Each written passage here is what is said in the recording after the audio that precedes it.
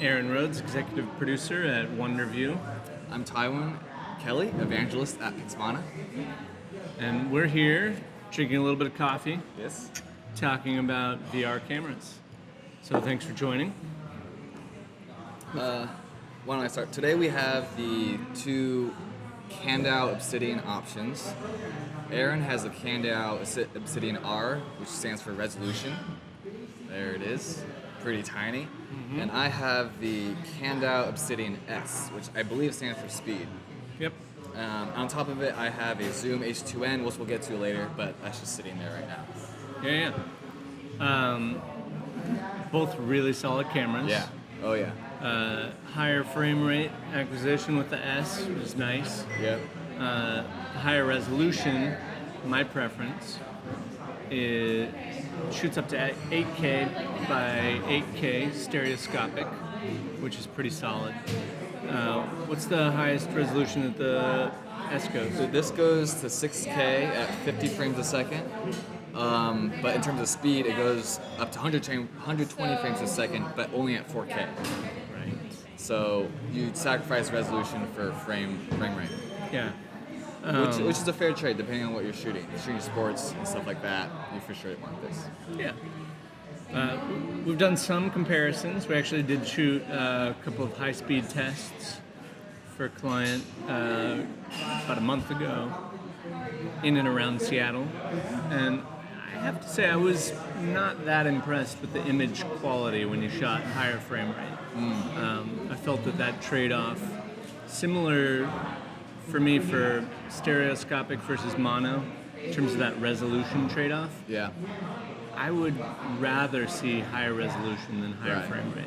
And I'd say the resolution that's coming out of here is like it's so good that we're almost spoiled. When I look at this footage afterwards, it's night and day. I can't look at 4K again after looking at 8K. Yep. We've also shot 4K 60 with the Kandao R, and that also was kind of a Right. letdown. That's true. So resolution matters for sure. Oh yeah. So let's talk about the form function. They're basically the same body. They are. A They practically look the same. little bit of style difference with the red on the Right. S and Very the cool. gilded gold on the R.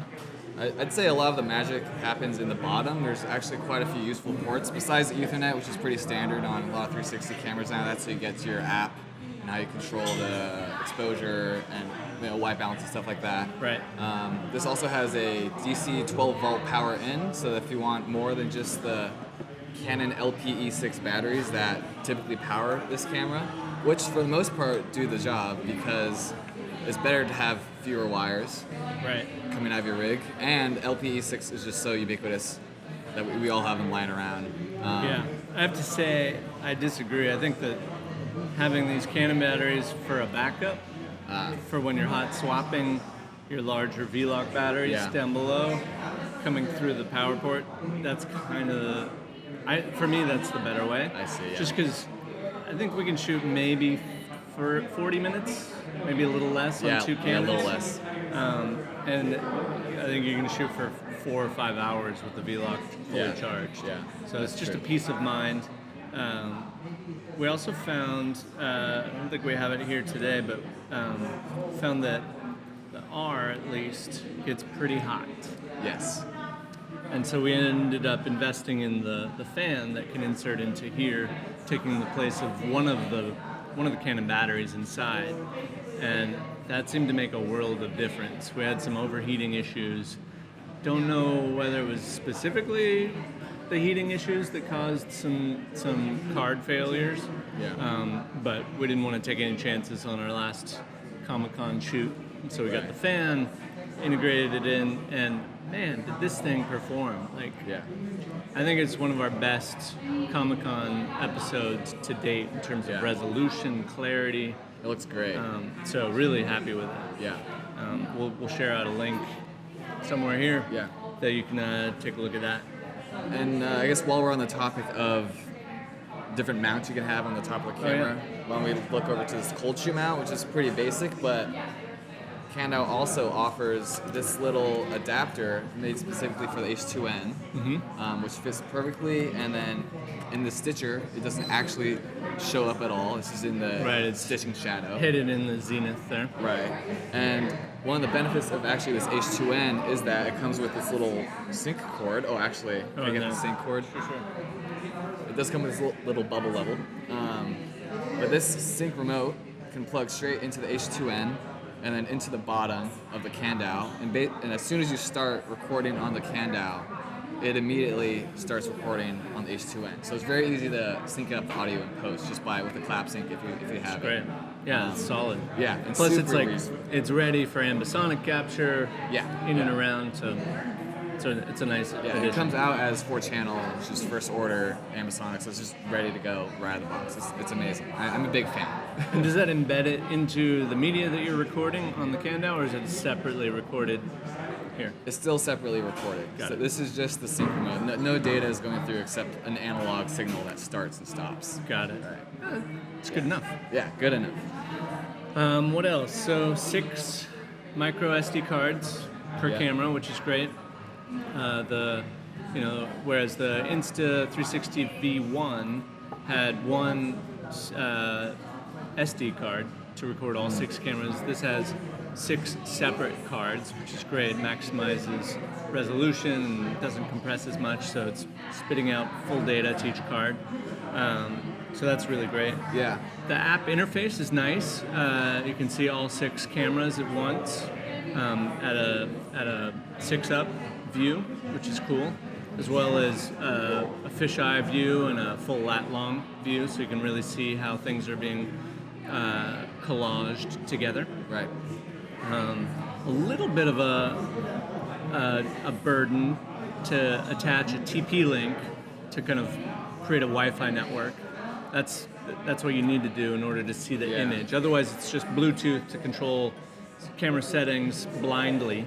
Basically, not seeing an image, but being able to set all the parameters of the camera. I would also say that the Ethernet is pretty close to the 1/4-inch mount. So if you have a wide tripod mount, sometimes it blocks the access to the Ethernet cord, and so you need a spacer or something. It's a little bit of a hassle sometimes. Yeah, absolutely. Just bad design. I mean, it's a compact rig. Yeah, it 6 is. cameras all in this nice, metal housing. Well designed. Yeah, very well designed. Very well designed. I will say that if we're on the topic of like this Ethernet, that the exporting and from the SD cards, you don't have to take out every SD card by itself. They have a power over Ethernet adapter. So this is basically 2 Ethernet ports. One connects to your network, one connects into the camera, which simultaneously powers the camera and draws data from it. Right. And it goes through their Kandao Studio software, which basically just moves all the files into individual folders per shot. And it's pretty good. It's relatively quick for the amount of data that's coming through, and the R generates massive files. There is a hidden button that makes a world of difference when you import, isn't there? There's one that consolidates all the media per shot into a folder versus just pulling it off of the individual cards. Yeah. So it seems I'm grateful for that little button. It seems like why would you ever pull them off not collected? Yeah. The naming structure is a little confusing at first, but once you get it, it's fine. I will say my one gripe with the Studio is that the export and delete button are right next to each other. And I have accidentally deleted a shot before. I meant to click export, and I was in a rush. I clicked delete, I clicked OK, thinking that. So that's a slight... Don't leave your media in charge of Tywen, is what he's saying. Oh my god. Yeah, it was bad. Luckily, it was only like a personal shoot, so that's okay. Confidence is high. Yeah. But anyway, so that's just something to be aware of in Kandao Studio. Yeah.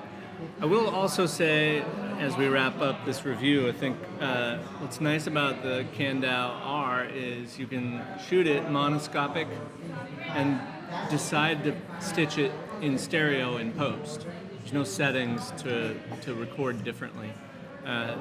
Acquisition for stereoscopic material is slightly different. You want to make sure that your subject is in between the lenses if you're going to be shooting stereo and an appropriate distance from camera. Whereas if you're doing monoscopic, it doesn't actually matter. You can shoot it this way or this way. Within Mystica, you'll be able to kind of switch the stitch lines wherever you need it to, but priority for monoscopic would be right in front of the lens, stereoscopic between the lenses. Right. And I went in New York for Comic-Con. I went to Times Square and shot some pieces that we can make available at the end of this piece as well. Yeah. You can see kind of the difference between monoscopic and stereoscopic in the headset. Okay. Let's do Cool. that. Alrighty, well, thanks for joining us, talking about VR cameras, drinking coffee. Hope to see you in the next one. See ya. Cheers.